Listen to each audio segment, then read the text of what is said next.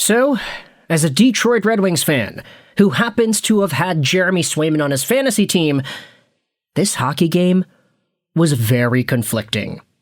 Because on one hand, I wanted to see the Detroit Red Wings pull out a dub, get the points they needed, and leapfrog the Boston Bruins in the NHL standings. But unfortunately, Jeremy Swayman had other plans.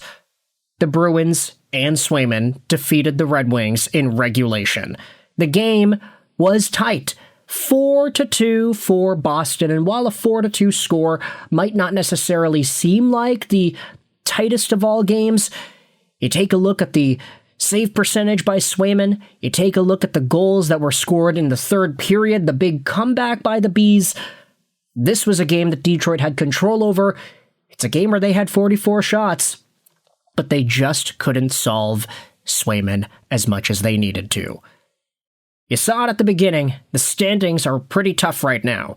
Boston has 86 points in the first wildcard. The Islanders, with a big Ilya Sorokin shutout, are second wildcard positioned with 85 points. The Red Wings have a game in hand over New York, and they are down at 84 points. Meanwhile, some of these other teams, Columbus, they are third in the Metro, 85 points. Montreal's third in the Atlantic, 86 points. It is definitely a tight race right now for the wild card. And I wanted to go out there and read some commentary from Red Wings fans about the Detroit Red Wings, because this is where things get pretty crazy, I say. That's probably the best way to put it out there. Red Wings fans are kind of going nuts about the standings and the wildcard race at the moment, and it's leading to conversations like this that was posted about by HockeyBoat22 after Boston's victory over Detroit the other day. After watching yesterday's game, does anyone feel we have a team that could even win a 7-game series? There were times we were skating circles around them in their zone, and we did outshoot them. But I feel like Boston had many more quality chances, and the physical play is what bothered me the most. They were way more physical on us, and over the course of a series, that's going to add up. Plus, we still have bad defensive breakdowns. Gibson is still saving our behind a lot. I think the reason we suck in March is because that's when it matters, and that's when things get tough. When other teams step up. Now, I understand that this post is currently at 0 upvotes, it's at 18% upvoted, everybody is disagreeing with it, but I do think that the idea behind the post is not irrational. Hey, the Red Wings stink in March, they lose a lot of games in March, and maybe this is part of it. Maybe it's the physical side of the game, not catching up with the Wings where it should be. That's an idea. Not saying I agree with it, just saying that the idea makes sense in theory.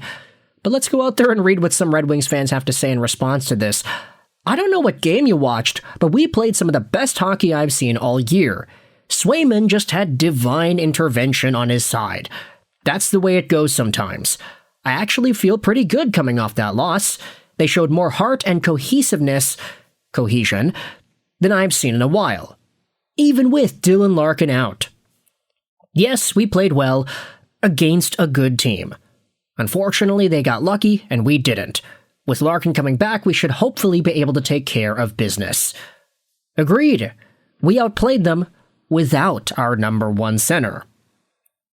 Outplay, obviously, is a strong word. It's a word that I think a lot of people have been tossing out there in the hockey world for various reasons over the past few weeks.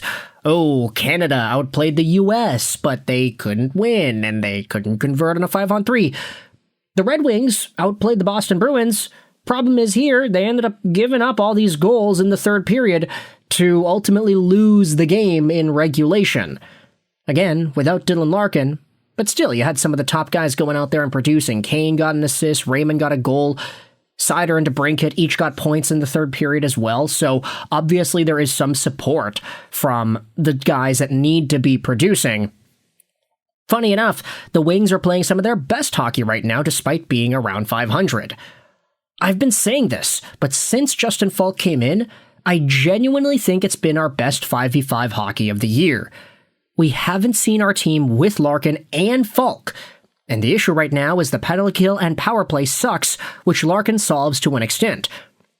If the Wings were within 2 points of the playoffs when Larkin comes back, I think they get in. Now that is a pretty interesting point as well. Justin Falk's presence on the Red Wings cannot be understated. Sure, it's not like he's gone out there and absolutely produced lights out. I mean, he's got 2 points in 7 games. That's not amazing. It's fine.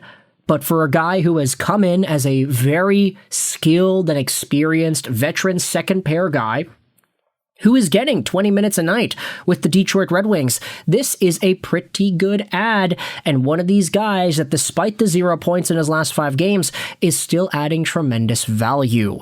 With Falk and Larkin on the team at the same time, you can make the argument that things are going to go up from here. He had this post made on the Red Wings subreddit as well. Perfective verb tense talked about the Wings' luck, summarized in one image over here. It's the puck going by Jeremy Swayman right as the clock hits 0. Now, there was an entire conversation to have about that. Swayman makes the save at 32-3. The clock runs. Wings appeal to get the 1.3 seconds back from the game clock, which was stopped at 31. The refs review it, and they don't adjust the time. The goal is 0.1 seconds late. You're absolutely right, but they usually let about a second run off after a save just to see if the puck shakes loose. Even the 0.3 would have been enough. That's the crazy part about it, right? Like, if they just added another 0.1, 0.2, 0.3, excuse my darling in the Franks imagery over there, it would have been a goal. There would have been a play, and there would have been extra mojo for the Red Wings. So, yeah, the shoulda, coulda, woulda, you talk about the score of the game being 4-2 at the very end of it. An extra goal would have brought it to 4-3. But then again, there's the entire causation and the series of events. Oh, if this goal went in, if this goal counted, then what happens in the rest of the third period, etc., etc. That's when things get a little bit wonky. But at the end of the day, the Red Wings, they are playing some good hockey. They are making it work. And even though they have not been technically winning as much as they probably should be, based off the way they are playing, there still is a lot to be excited for when it comes to the rest of the season. Doomsday posting over here, eh? March hasn't been that bad. They're 4-4-2 with an even goal differential. They're treading water without maybe the most important hockey player on the team. Playing 500 hockey for the rest of the season would put them at 96 points. And they have 12 games left. 3 of them against Philadelphia, 1 against the Rangers, 1 against New Jersey, against Ottawa and Florida. The schedule doesn't look that bad. Get in and then worry about it. Anything can happen. I think that's probably the way that Red Wings fans should be taking a look at this at the end of it all. I mean, you just gotta win 6 games to get to 96 points.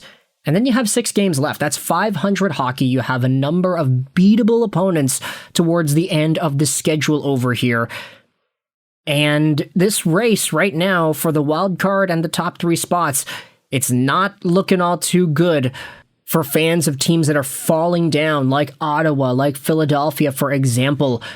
Detroit is still in survivable territory. New York winning with shutouts does not help. Columbus ended up losing on behalf of that shutout, so I guess there is a pretty big solace there. But at the end of the day, this is how things go. The NHL standings are tight. In the West, obviously, you can complain about how Anaheim, for example, top team in the Pacific, they wouldn't even be in a wild card in the East. That's how skewed some of these point records are in the National Hockey League this year. But for Detroit's sake, I do think there is a lot to be excited for still, with the return of Dylan Larkin and with the way they had played against the Boston Bruins. As a guy who owns Jeremy Swayman in fantasy, though, I'm just saying, hey, I will take it. I don't like it, but I'll take it. So with that said, let me know your thoughts in the comment section below. How do you feel about the Red Wings right now? Are you panicking? If you are a Red Wings fan, what do you think about this idea that, oh yeah, the Wings are just getting shoved around. This is why they lose games in March. They're not good enough to be able to compete and win a 7-game series. How do you feel about the team right now? What are your thoughts on what Larkin does when he comes back? Let me know in the comments all your opinions. I hope you enjoyed this video. And bye.